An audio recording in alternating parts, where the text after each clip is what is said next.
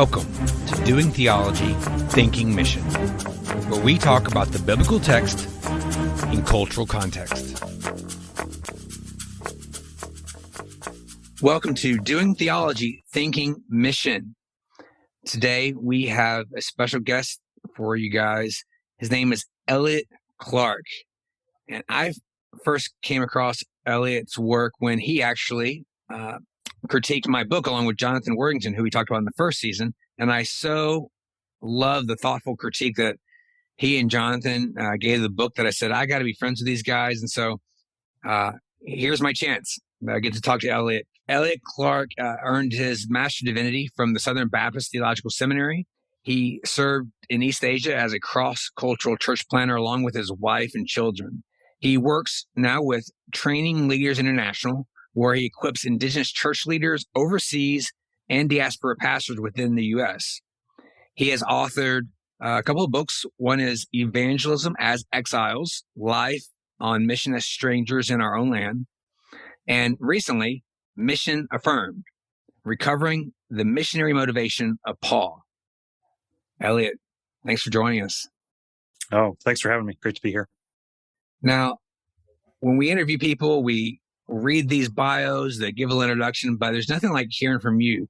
Tell people more about yourself, something I haven't said. What makes you tick?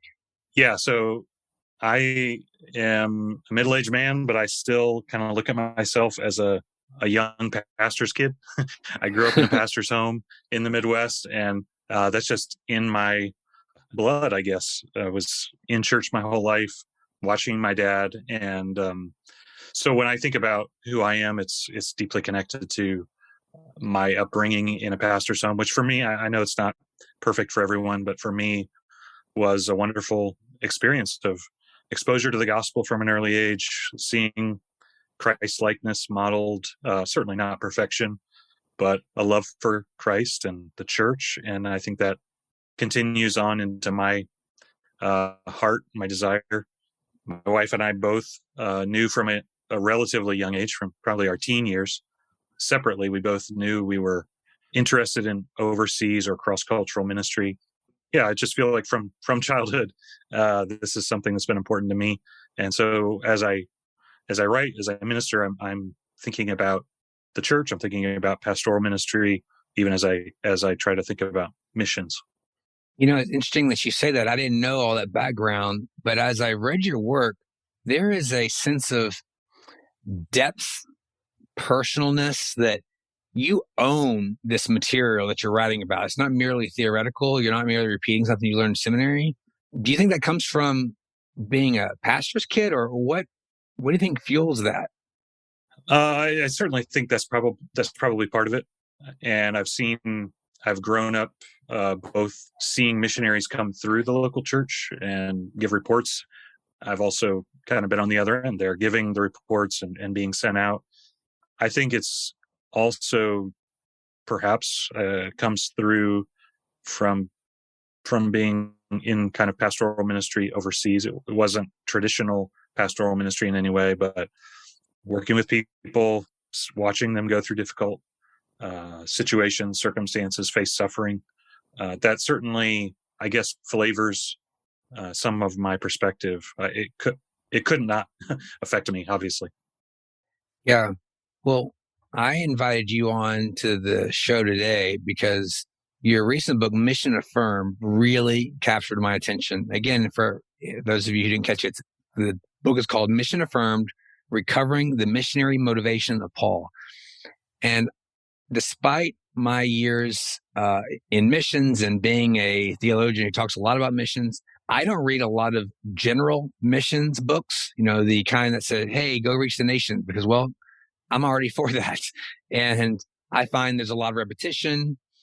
I tend to read a little bit more specialized books. But when I read this, I just couldn't put it down. And my oldest daughter, who doesn't always take my recommendations, saw my enthusiasm and bought it even before I finished it, and is now recommending it to people. And so it definitely captured my attention. And what motivated you to write this book? Well, I mean, that's it's a loaded question because the book is all about motivation. So yeah, no pun intended.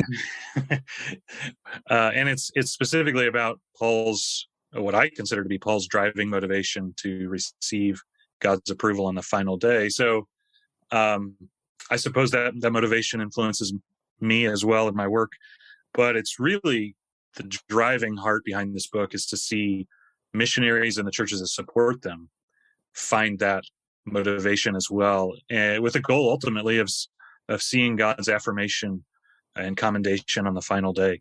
I'm just convinced that was significant for Paul, and it should be for us as well. But of course, there's a subtext to that goal. There's a subtext that I'm concerned there are some missionaries, some practices, and the churches that are supporting them that may not be so confident, may not have reason for confidence that they will ultimately receive that approval if they are doing things that are contrary to God's design or what He's demonstrated in the model and example of Paul. So, as I look at Mission's book, I think most writers take Paul's missionary motive as self-evident. They'll say something like, well, God loves people, I should love people, or people need Jesus, and then it's just the perfunctory comment after a page or two, and then you go on to the real stuff, But you have a whole book on this. What was it that you were seeing or not seeing in other literature that you said, hold on, we need to slow down and focus just on the motivation piece? Well, I can't remember what really got this started, but I do remember sitting down and reading something by Eckhart Schnabel, which is a theologian that I highly respect, where he lists 10 motivations for the Apostle Paul. And the desire for God's approval wasn't one of them. And as I had just personally been studying First and Second Corinthians, primarily if anyone picks up this book, they're going to find out right away that I look deeply at the Corinthian correspondence in this book, and specifically Second Corinthians. And from that perspective, I see Paul talking about his desire for commendation, or depending on how you translate it, praise and affirmation from God, his desire to boast on the final day, and have others boast in him. And those are, in some ways, radical things to say. I totally agree with you. I mean, in some ways, Paul's motivation is so obvious, we miss some of the other ways he talks about it. Yeah, we know he's absolutely passionate for the glory of God. We know he wants to see more and more people come to the knowledge of Christ and get to places where the gospel hasn't been preached. That's kind of obvious, I think. But we've somehow missed this motivation, which, as I started looking at it, is throughout his writings, not just the Corinthian correspondence. And I see it in Peter and Jesus as well. Okay, so if you were to summarize, you get your elevator pitch, and you say, "What's this book about?" You could say, "Yeah, about Paul's missionary motive," but you've kind of hinted at it. But I want to, in case people are missing it, you're not just merely saying our motive is to glorify God. You're saying something that some people might think is counterintuitive. So how would you say it succinctly for them, your thesis that you're arguing here? Sure. Well, I think Paul's desire for God's approval on the final day is what directed his missionary ambition. So, and when I say approval, I would fit in all sorts of complementary terms: affirmation, praise, commendation, glory, reward, honor from God as being a significant motivation. But a kind of a nuance in the book, though, is this wasn't just something that motivated his mission; it also regulated it. It was a controlling influence, not just a compelling impulse. So it's gonna play out in all sorts of practical scenarios where this affects how he makes his decisions in the missionary advance of the gospel. I'll tell you that right there, the whole fact that this particular motivation ends up being a regulatory idea that regulates his practice in practical ways, totally caught me off guard. I read the first little bit and I thought, okay, well, how much more can he take this?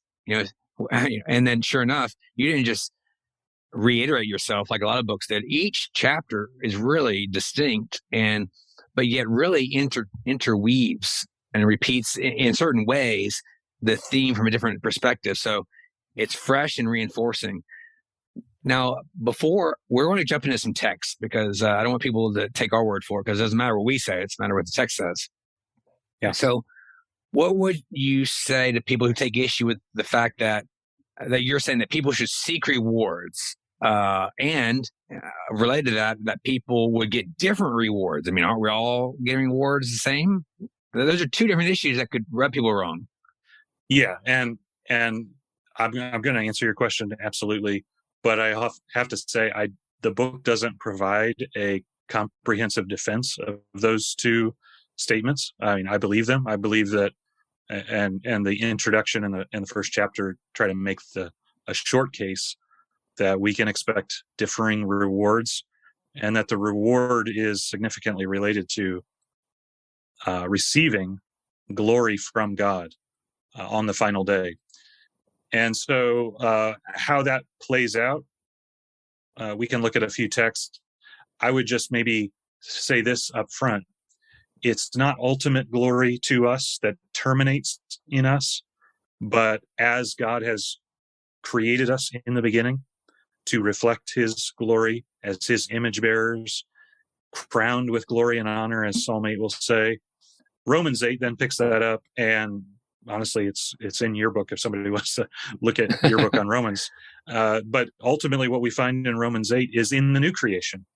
This is God's purpose, that his glory would be magnified as his children, his humanity is restored to have and share and reflect and see his glory. So it's not, these aren't disconnected or at odds with one another. Our glory from God and ultimate glory to God. To give some practical texts to look at for your listeners, 2 Corinthians 1, right off the bat, Paul gives his reason for writing this letter. As people will know probably, 2 Corinthians offers a defense of Paul's apostleship and his approach to ministry. Just as an aside, I mean, I think this is a forgotten missionary motivation. I think 2 Corinthians is the forgotten missiological text of the New Testament. So outside of the Gospels and Acts, I don't think there's another text in Scripture that's more practical for us to consider missiology than 2 Corinthians. That's my opinion. I can't prove it. I would absolutely agree with that. I really found love with 2 Corinthians because one of my mentors was Scott Haithman, who really does a lot of work in that, and that book never gets old. It's just so rich. Yeah. So Paul starts out 2 Corinthians 1, verse 14. He says he wants to boast on the final day, and just for starters, that sounds ridiculous coming from Paul, because we all know, or if we're a good Protestant, it's been drilled in our head. Paul will never boast. Well, 2 Corinthians challenges that a little bit. And Paul, at the very least, if not boasting now, he certainly wants to boast in the final day, and he wants the Corinthians to boast in him.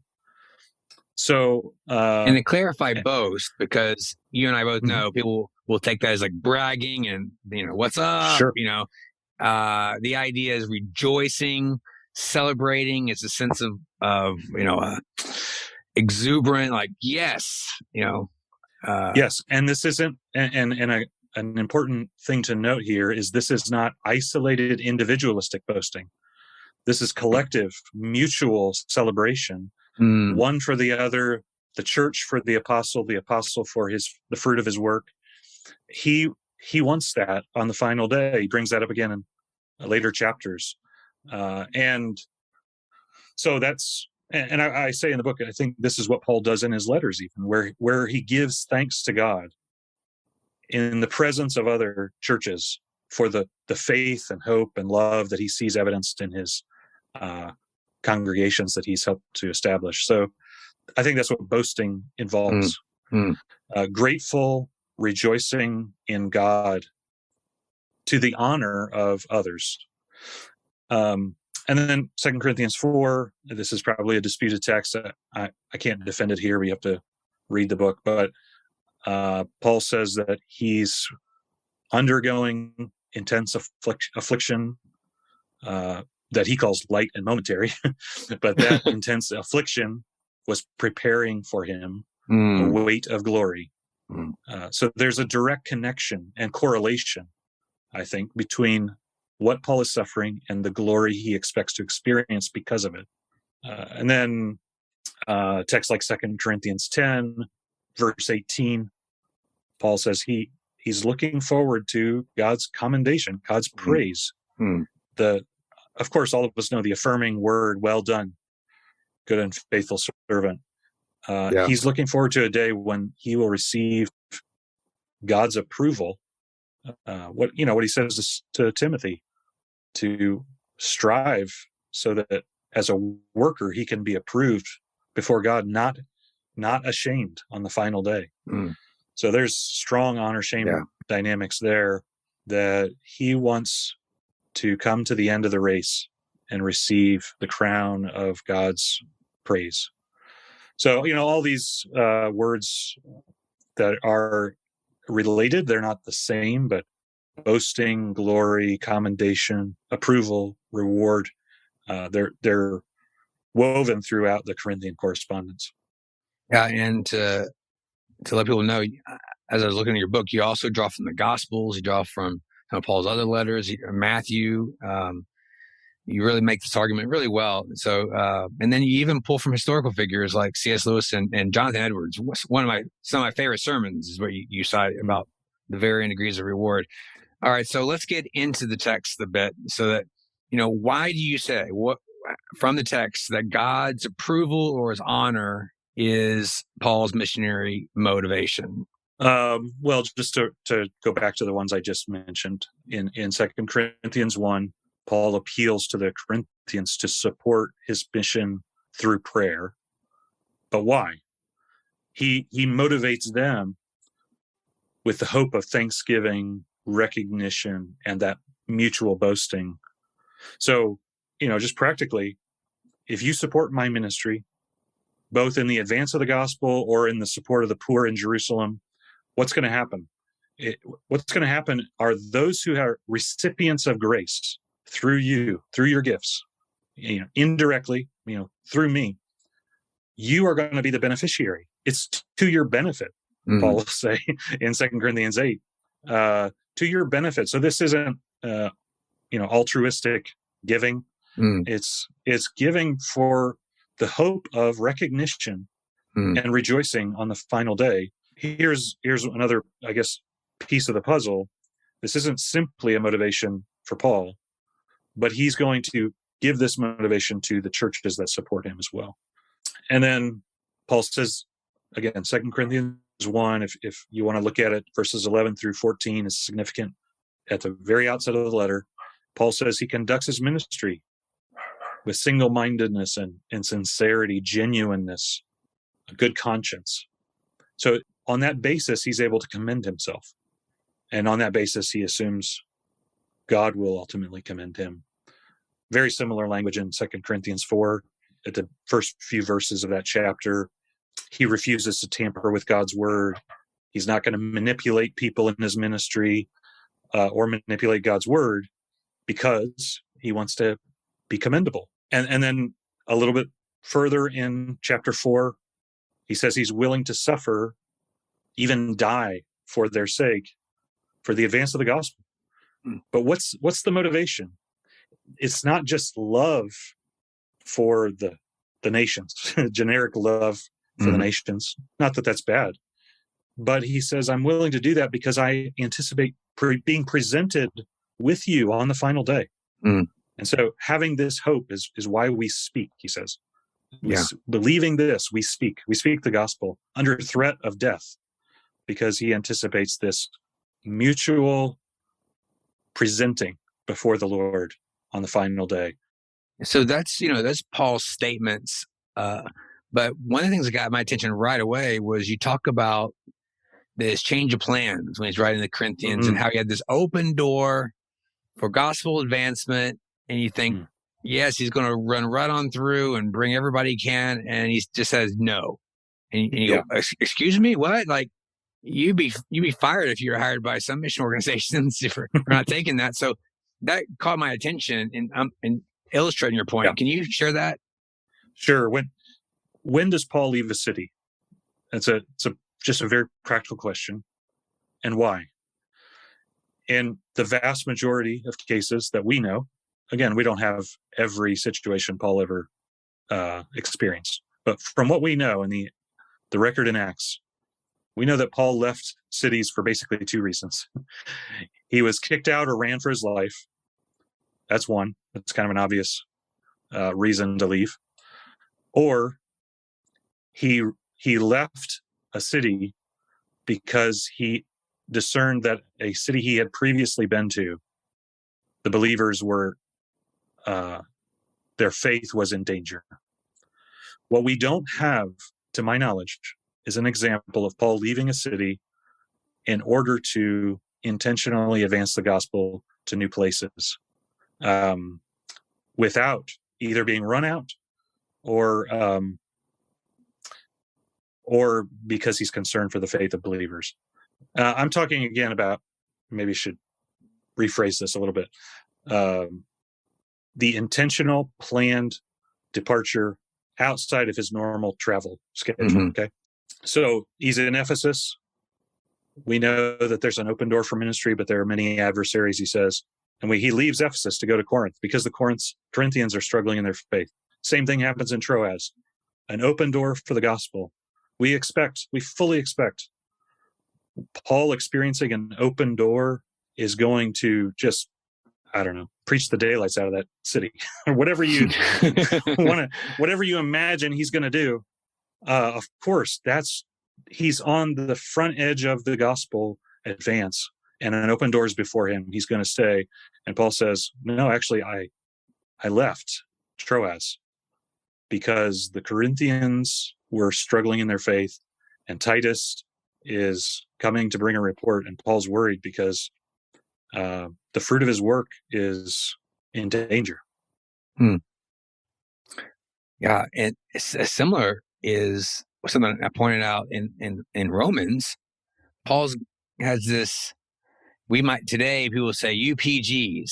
They say these unreached people in Spain is what people might say today. But you know what? I'm going to go the opposite direction to Jerusalem.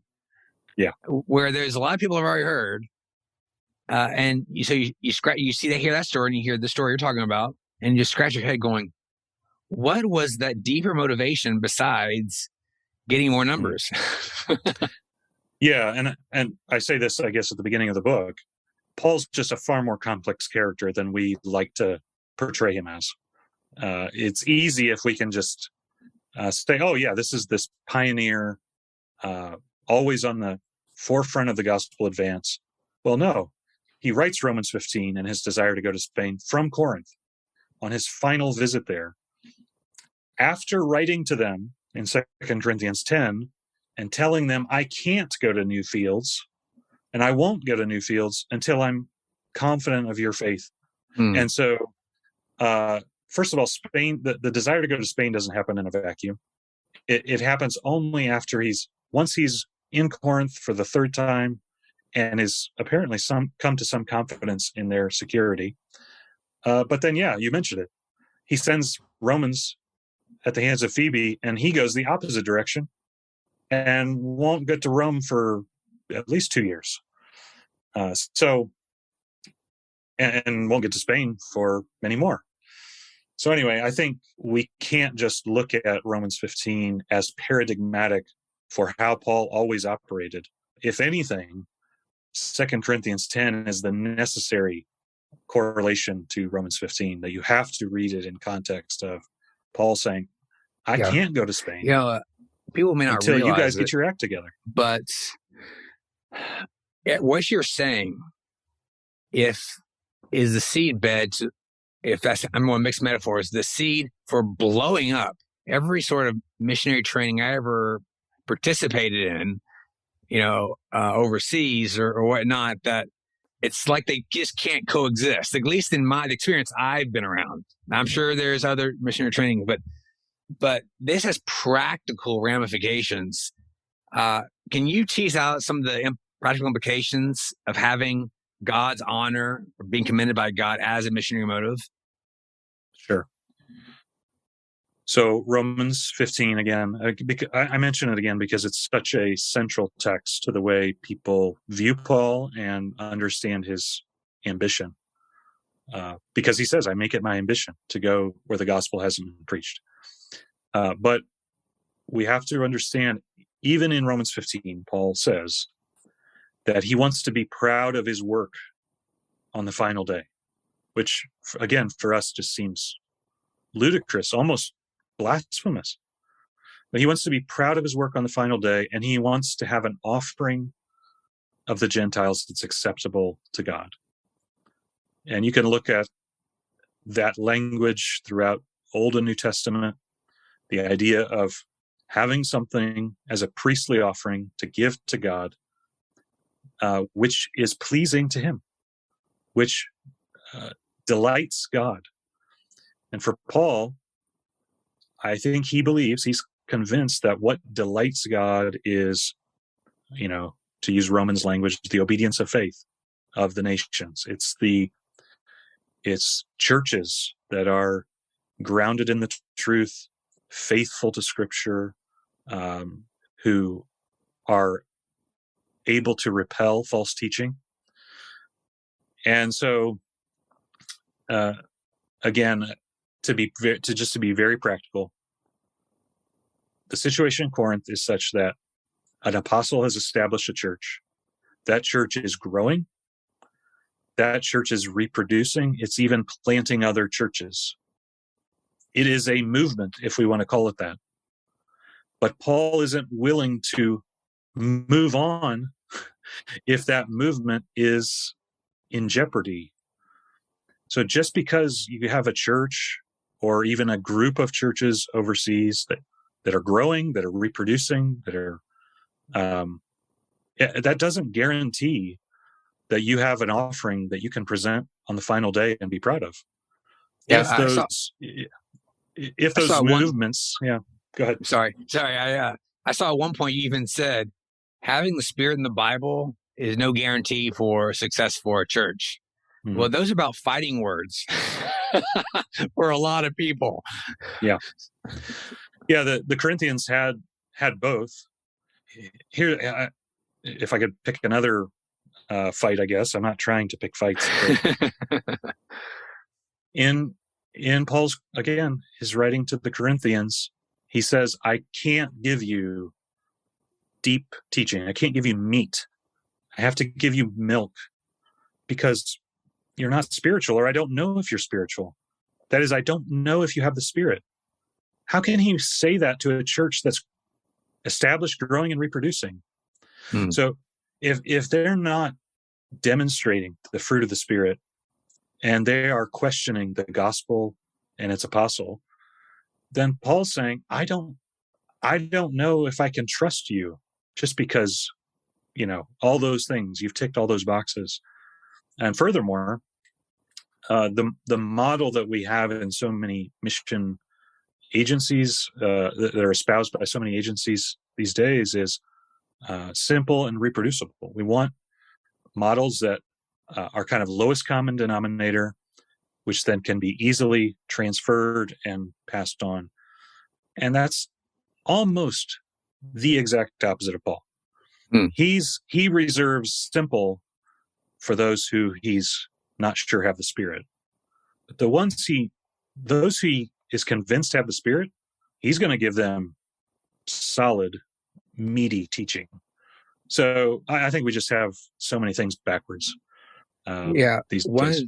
One of the ways that I kept thinking of it is the people that you challenge most seem to be those who really focus on quantity, that is numbers, speed, that really emphasize that, whereas you tend to say, yeah, that's well and good, but what's the quality of our work? Is it sustainable? Are we building towards longevity? And so, to put it simple, like a quality dynamic. And so, some people might say, "Hey, you're overpressing, or you're creating a false dichotomy or separation between quality and quantity. Do you really have to pick one or the other, or what do you say to them?" I say, well, I like to think that I'm picking at both sides here on this issue. So those who want speed and quantity, I say, well, Paul, yes, he's absolutely urgent and pressing to new areas. I would never want to suggest that he doesn't care about getting the gospel to those who haven't heard. Absolutely.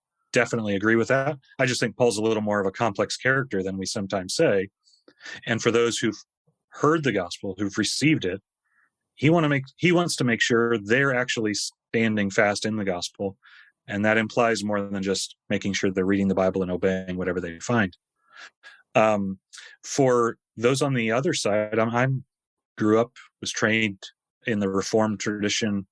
So I've heard a lot. Success is measured by faithfulness, or faithfulness is the measure of success. And I don't see Paul actually saying that either. I see him caring deeply about fruitfulness. It's not just the quality of my work. It's the quality of the fruit of my work that matters to Paul. And so, he's in some ways, he doesn't necessarily bow to either perspective.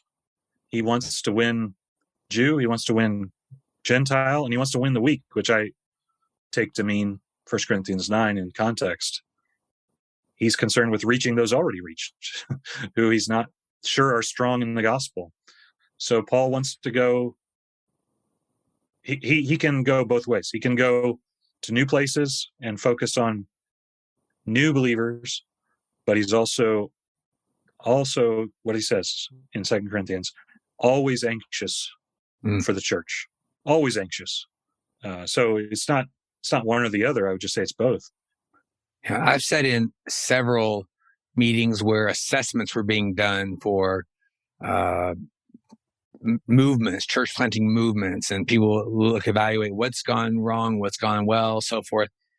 And I don't think I ever sat in on an assessment of a movement that did not talk about this serious problems theologically, the amount of cults that were that were popping up, to the point that you wonder if people weren't doing a church planting movement, but almost a cult planting movement, because that was popping up more than it seemed.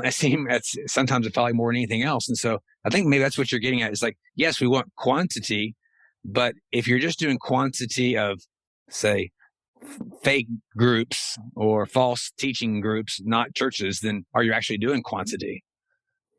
Yeah, exactly. I just want to say both. Maybe that's a cop-out for some people, but even as Paul, again, the timeline here is critical. When he says in Romans 15 that he's fulfilled his ministry from Jerusalem to Illyricum, if I'm getting that correct. Yeah. He's just written to the Corinthians that he's constantly anxious for all the churches. So it wasn't a fulfilled, like, oh, wash my hands of this, I'm on to new places. I think missionaries have to be quite complex in their approach, where they're pushing into gospel sowing, seed sowing, new evangelistic efforts, pushing into new fields, working that front. If you want to use the war analogy, you've got it. It's a multi-front attack. You can't just assume that you've won certain ground and it's going to stay in our territory. You're working both sides, both fronts as you're in this effort. I heard somebody once say, who was critical of a lot of this push for speed, that people who propagate, movement at all costs it's almost as if they were advocating giving birth to babies, but then they would just abandon them on the sidewalk, because like, well, you got these new lives. It's like saying our goal is converts, not disciples.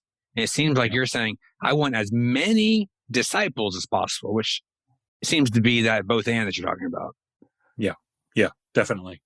But I think in Paul's mind, what good is it if I have so many converts?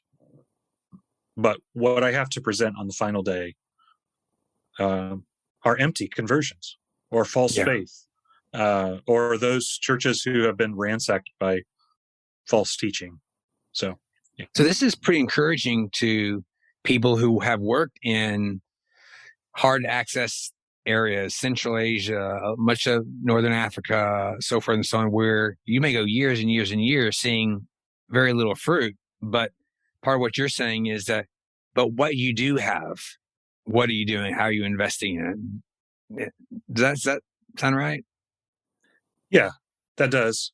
I wouldn't want to just, again, as I mentioned, I'm from a Reformed background. I would call myself Reformed, but I see sometimes those who are from that background almost casual and comfortable in the lack of results, the lack of fruit.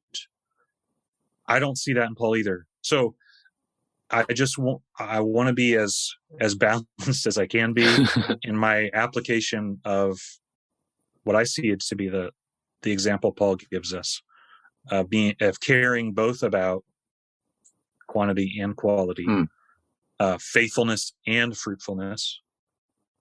Now, again, the fruitfulness ultimately doesn't matter if I'm not faithful. There is a difference. The quantity doesn't matter if there is no quality. Gotcha. Well, let's jump into some of the implications that you draw out. And here's a leading question, because I know what you're going to say, but I think this will come to a shock to a lot of people. Would Paul endorse the goal of establishing self-sustaining, self-supporting, and self-propagating churches? I don't think so. To the best of my reading of Paul, I say that, humbly. That may seem like missiological heresy to some people. And I admit I could be wrong. Just honestly, I may not be right on this. Well, unpack why you say that and how that's connected to your thesis. Yeah. Well, I do hint at it in the book. I may not give a full defense of it, but I think this is a flawed aim. I don't think national churches that are established by missionaries, should be isolated, independent, self-sufficient, that we release and are disconnected from. I don't see that in Paul's model. Nor do I think churches that are sending churches, sending missionaries, should be independent, self-sustaining congregations. What I see is, again, that there's this collectivist mentality in Paul that wants to have an interaction among these churches, that wants to have these churches receiving from one another, a relationship of giving and receiving. Not saying there's equal giving and equal receiving, but what I don't see is Paul just releasing churches on their own. I recently read a blog post by Asiri Fernando from Sri Lanka, and he was making a similar case. He didn't. I'm not saying he's in agreement with me on this issue, but he makes a similar case that I really resonate with on the importance of dependence. And I would just tweak it a little bit. I don't think we're talking about independent or dependent churches, but interdependent churches. That's just the pattern I see throughout the New Testament. Interdependent missionaries, even. I don't know what this might look like, but we've had a model for now quite a long time in the West that missionaries are fully funded and self-sufficient themselves. And I just wonder if there isn't something to Paul's model of receiving support along the way. And it's connected to my thesis in this way, because Paul doesn't just see the final day as what he might attain in receiving honor from God, but it's, again, what he sees all of those connected to his ministry, the givers, the receivers, all participating in the joy, crown, and rejoicing of that day. So, yeah, it's complicated. This obviously would require a whole different book, which I'm not going to write. But I do have my questions about this assumption that the goal of missions are these churches that don't need one another or don't need us. Yeah, it does require a different sort of thinking. I'm with an organization now called Mission One, and partnership is everything. And so even when we evaluate projects and how they're going, the idea is constantly, okay, what did we learn from them?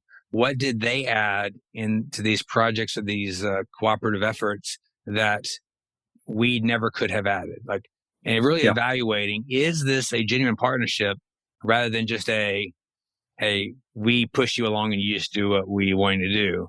And that's a criteria for success is there a mutuality here? Yeah. Yeah.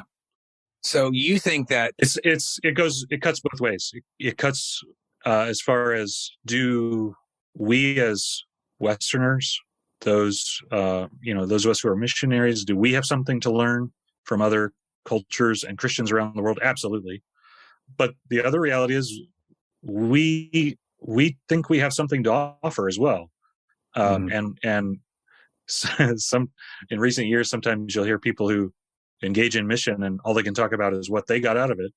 And you wonder, did we actually provide anything to the locals? Now, so you really hit on this idea without going colonial. You emphasize the fact that we actually might, ironically, be moving towards over-minimizing the presence of missionaries. Explain that just a little bit. You've already touched on it a little bit, but yeah, in a post-colonial world, Western missionaries are absolutely concerned about minimizing our influence and being careful about imposing outside views or theology on others. So there are a number of missiological voices calling for not just self-supporting, self-sustaining congregations, but as I'm sure you know, and your listeners, self-theologizing churches. I'm completely not in favor of colonialism, and I am completely in favor of national believers developing rich, robust theological resources that are culturally relevant. So I need to put that on the table. But at the same time, it's not colonialism to make disciples. And we don't do missions in a vacuum. As early as the first century, Paul's calling the Corinthians out and telling them, look, guys, you're doing stuff that no believers do, and this isn't even heard of in the churches. So already there's some kind of Catholicity, if I can use that term, where Paul says, you have diverted from the apostolic witness and the witness of the churches. So as that applies today, I mean, I think we have to be able as missionaries to communicate something of that tradition and witness. Otherwise, we are robbing, I think, national churches of a treasure. I think we're also just, it's in some ways demeaning to them to think we can't present, of course, in an appropriate way, but to present things like church history or historical theology and let them sift that teaching. I mean, they have minds and ability to be able to do that. And we are, in some ways, I think, to use your analogy again, we've got orphan churches all around the world who don't have theological parents or brothers and sisters. I frequently thought when people talk about we need to keep it simple, and don't overwhelm them with too much, method or theology or whatever else, I've always felt kind of offended on their behalf, going, that's so patronizing, as if they can't learn, as if they are too beneath us to learn what we've learned and go beyond us. Yeah. Paul says, follow me as I follow Christ. We're not calling for blind following. But if we can't say something to that effect, that we have something to offer. You can learn from us as we follow Christ. Okay, if we divert, don't follow us. And I get the other piece of the puzzle I would just add is we are imposing views whether we want to or not. Like even the efforts to not impose our perspective and teaching is itself an imposition of our perspective and teaching. So there's no such thing as a post-colonial world where we completely fall in the shadows and it doesn't affect the church. Yeah. Oh, that totally sets me up to the next thing I want to ask you about. And this is this subtle, implicit, invisible type of colonialism. This was such a true but clever point that you make. I'll read a quote from page 78 in your book. It says, "I've come to consider some of the ways Western missionary colonization still happens. Sure, we're no longer exporting pews and pipe organs. We're beyond that. But we do import our comforts and our fears. We implicitly inculcate others with our timidity, secrecy, contingency, and luxury." And here's how you conclude. "The great danger of cultural colonization isn't gone. It's only changed. We're still making disciples in our image." And then in that same context, you talk about how we spread the virus of prosperity theology. Man, that's some heavy words. Can you unpack that a little bit for people? Yeah, I mean, even as you read that sounds really strong, and I believe what I said, but I can imagine people might be discouraged by hearing that. I just am convinced that influence is inevitable. Discipleship happens. It's like parenting. You don't stop being a parent if you kind of check out. If you're on your phone all day as a parent of a toddler, you haven't stopped parenting. You're just parenting in a different way. And so I think we must be careful about, and I'm stating this as a missionary who failed over and over again in this regard. I know this because this is in some ways my story. I know the temptation to live in a difficult place, but always be on the lookout for the best medical care, the best education options, the best, the easiest, the most comfortable living situation, even just finding nice restaurants that I can afford because I'm an American. That kind of influence, I don't think it's necessarily in your face or apparent always, but I would be surprised if that doesn't have a very strong effect on local believers. So, I mean, one of the very practical things I've had missionaries come to me and say, we're frustrated. The local believers, people are coming to faith, praise the Lord, but they're silent. They don't want to tell their family, or they're not willing to suffer, or they assume that, now that they're a Christian, they're gonna be rich, or we're gonna offer them a job, or who knows what. But in kind of subtle ways, I don't know that I've ever told someone to their face, but I'm just wondering in the back of my mind, well, isn't that kind of what they've seen from you? They've seen a reticence to be open about your faith. They've seen secrecy. They've seen contingency. They've seen a desire for comfort in your life decisions. Why wouldn't they do the same? And we're frustrated because why aren't these indigenous believers more passionate for Christ and willing to suffer? And it's like, well, maybe this is what they learned. So, yeah, the phrase you think you said it earlier, discipleship happens. Like life happens. It's happening no matter what. And so we sometimes think we are only doing discipleship when we're being very intentional and we have a program and we're doing it between the hours of 6 to 8 at night or whatever the time is. Yeah. And you're like, no, just our presence is disciple making. Mm-hmm. It's just what kind of disciples are we making? Yeah. I have one last content question here before we do some closing stuff. I could easily see somebody, hearing you and saying, we don't need to care about what other people think. We just need to care about what God thinks. But for anybody who turns to 2 Corinthians, it sure does seem like Paul cares a whole lot about what the Corinthians think, and he really does want their approval. So why does Paul seem so concerned with the Corinthians' approval if he's so concerned with God's approval? Well, I kind of tried to take a book to answer that question, but I'll take a few seconds to try and answer it here. As I said, and throughout this podcast and throughout the book, Paul's just a complex character, and his example pushes against any kind of neat, tidy box we might put it in. But Paul says, 1 Corinthians 4, I don't really care what you think about me. It's only God's commendation on the final day that matters. Even what I think about myself is kind of nothing to Paul. It's what God thinks. And yet, he absolutely is concerned for the approval of the Corinthians.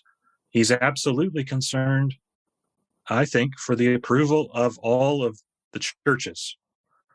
Why is that? Well, I think because, one, as the Corinthians began to question Paul as the apostle, along with that, they were questioning the gospel.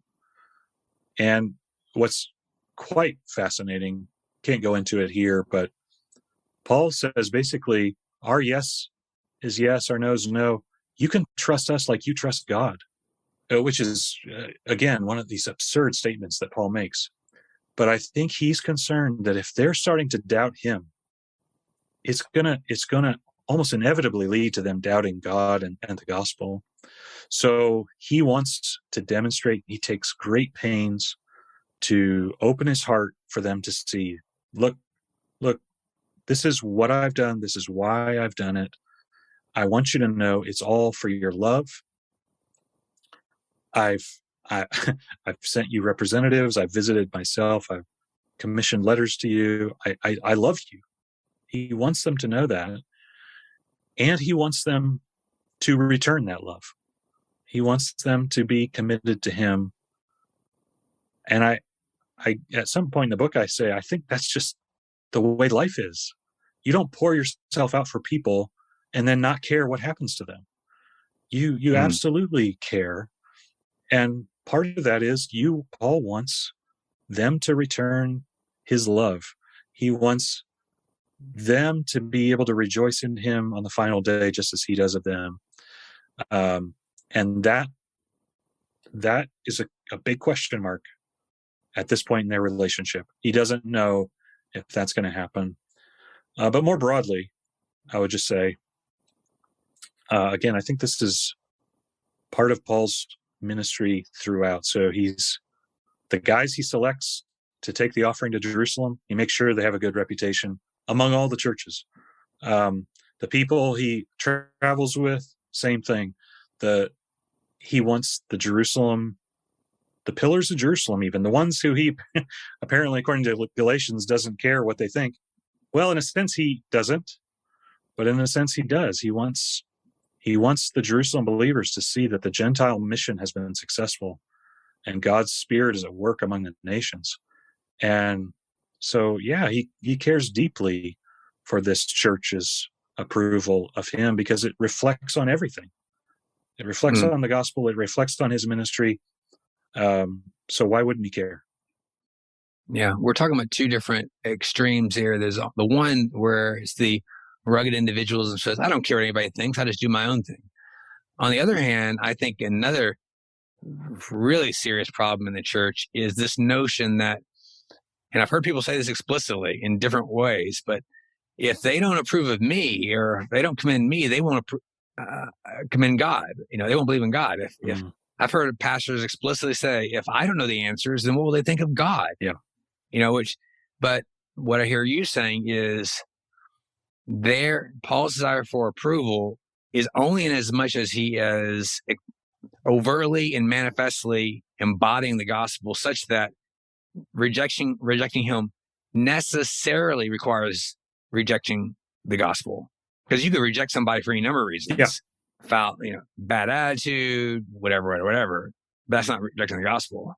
So that's quite the challenge to us as workers. Yeah. Again, you have to hold those in tension. I don't care what you think ultimately. Ultimately, I don't, Paul says, 1 Corinthians 4, 1-5. But absolutely, as a father to a child, I absolutely care that what you think about me and how you understand the way I've carried out my ministry. If I'm calling you to follow me, as I follow Christ, I absolutely want you to not question me. But yeah, you're right. As far as I don't see in Paul some kind of some arrogant authoritarianism that oh, you abandoned me, you can't be whatever. It's if they are questioning him and his gospel, the apostolic witness, then we got problems here. Yeah. Well, we're getting to the end of our time. I want to respect your time. So just ask real quick a few questions. Like, how are people responding to this book so far? I know it's relatively new, but what's the feedback so far? Honestly, I've received very little feedback, and that's okay. But it's a wait and see right now. It's still pretty new. Yeah, it's still pretty new. So I have a feeling you're going to get a whole lot of conversation generated from this book. Yeah, hopefully positive, but I'm ready for otherwise. Now, you kept talking about books that you're not going to write. You got any other projects in mind? I don't have anything in the works right now. I certainly have ideas. I'm fascinated by God's heart for the nations. I remember hearing a sermon by John Stott quite a few years ago in person, where he was talking about our God as a missionary God, and maybe someday I'll explore God's heart for the peoples of the world. But nothing's in the works, and honestly, I'm happy that that's the case. I get that. Our last question. This is Doing Theology, Thinking Mission, where we look at the interaction, the mutual contribution of missions within theology. So however you want to answer it, what does missions have to learn from theology, and what does theology have to learn from missions? What does missions have to learn from theology? Well, as you obviously read this book is really tries to be theological focused, theologically driven, biblically saturated. I believe with all my heart that there's a combination of pragmatism and fascination with sociology in mission that sometimes leaves theology to the back burner. And I would love to see theology become the driving force of mission. I don't think we lose anything when we make theology central. I think we get, again, what I just said, I think we get God's overwhelming plan, purpose, and passion for the nations when we understand theology. I think we get a robust ecclesiology. I think we get really practical, even contextualization things get answered when we do deep theology. As far as what does theology have to learn from mission, I think that Paul, as a missionary, is the best theologian that we have in the church. And I think I'm inclined to think there's a reason for that. I think that when the best theologians are the ones who are pastors, who are missionaries, who are actively involved in frontline ministry, and who have a heart for people. And those passions, desires, and motivations end up, I think, flavoring theology in the appropriate way. So that's my perspective. No, that's excellent. I frequently say that, the Bible this shouldn't only inform our message, but also our methods. And I think that this book and everything you said really speaks to that how we go about. So thanks for joining us on this podcast. You have really given us a lot of things to think about. I'm sure that there'll be people who rewind this and listen to this right away again. So thanks for joining us. Well, thank you. It's my pleasure to be with you. Well, everyone, this is the end of this conversation. I appreciate you joining us. If you would go on to Apple Podcasts or Google Podcasts, wherever you get you're listening to this, go leave us a rating, 5 stars, leave comments, tell your friends about it so that we can keep the conversation going. Thanks a lot.